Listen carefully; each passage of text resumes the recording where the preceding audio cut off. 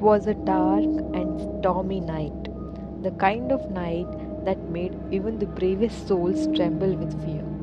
Sally had just moved into her new home, a beautiful Victorian mansion nestled in the heart of the countryside. As she settled in for the night, she couldn't shake the feeling that something was off. As she lay in bed, she heard strange noises coming from the attic. At first, she tried to ignore them, telling herself it was just the wind. But the noises grew louder and more persistent, and soon she couldn't ignore them anymore.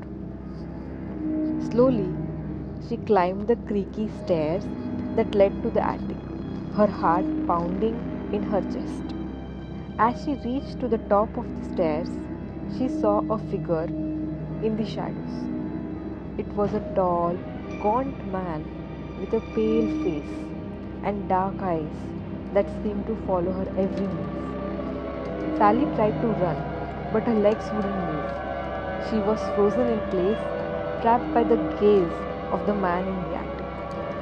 As she stepped out of the shadows, she saw that his skin was translucent and he seemed to float rather than walk.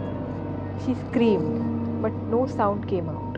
The man in the attic advanced towards her, his arms outstretched. Sally felt a cold, icy grip around her neck, and she knew that she was trapped in the clutches of a ghost. For hours she lay there, trapped in the attic with the ghostly figure. She tried to fight, but it was no use. Eventually, the ghost released its hold on her and disappeared in the shadows. Sally never forgot that night in the attic, and she never felt safe in her new home again.